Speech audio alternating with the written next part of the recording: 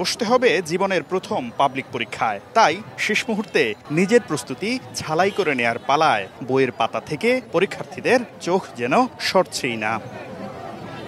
বৃহস্পতিবার সকাল 10টায় বাংলা প্রথম পত্রের মাধ্যমে শুরু হয় চলতি বছরের এসএসসি দাখিল ও সমমানের পরীক্ষা।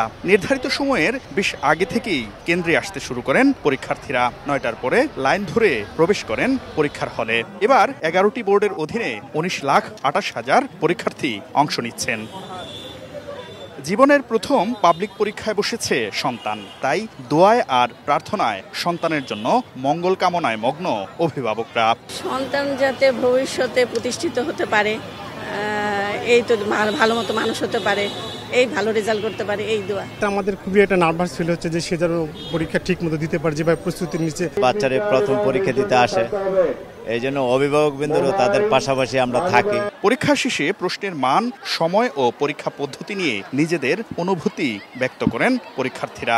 গদ্যর যে পার্টটা ওখান থেকে আসলে গল্প থেকে ওরকম আসে নাই, মোটামুটি সব প্রবন্ধ থেকে এসেছে। প্রত্যাশামূলক হয়েছে, অনেক ভালো হয়েছে। ওটা সিকিউটা একটু হার্ড এসেছে, কিন্তু এমসিকিউ ভালো। কমন গদ্য পদ্য ওইগুলো আসে নাই, যেটা আমরা আশা করি নাই যে এত ভালোভাবে আমরা লিখতে পারবো। এদিকে রাজধানীর মতিঝিল সরকারি বালক উচ্চ বিদ্যালয় কেন্দ্র পরিদর্শন করেন শিক্ষা উপদেষ্টা। সাংবাদিকদের জানান, যে উৎস থেকে প্রশ্ন ফাঁস হয় সে উৎসগুলো বন্ধ করা হয়েছে। আর রেওয়াজ অনুযায়ী 60 দিনের মধ্যেই এসএসসি পরীক্ষার ফলাফল প্রকাশ করা হবে বলেও জানান তিনি। যেই সমস্ত সূত্র থেকে প্রশ্নপত্র ফাঁস অতীতে হয়েছে বলে জানা গেছে, আমরা চেষ্টা করেছি সেই সূত্রগুলো প্লাগ করা, যে সেখান থেকে যেন না হতে পারে। এদিকে পরীক্ষা কেন্দ্রের আশেপাশে 144 ধারা জারি থাকলেও একজন পরীক্ষার্থীর সঙ্গে একাধিক অভিভাবক ও ব্যক্তিগত গাড়ি নিয়ে আসায় কিছু কেন্দ্রের সামনে ভিড় সৃষ্টি হয়। আসলে জ্যামটা অ্যাকচুয়ালি দেশের পরিস্থিতির জন্য, এটা গার্ডিয়ানদের জন্য জ্যামটা।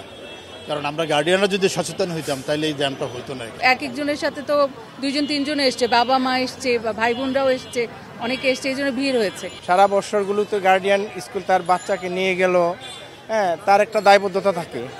হ্যাঁ, সন্তান হিসাবে তো এই পর্যন্ত আসতেই হয়। আগামী 13 মে পর্যন্ত চলবে এবারের এসএসসি ও সমমানের পরীক্ষা।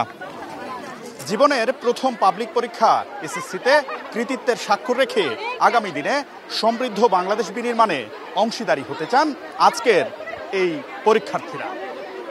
শাকির আহমেদ, সময় সংবাদ, ঢাকা।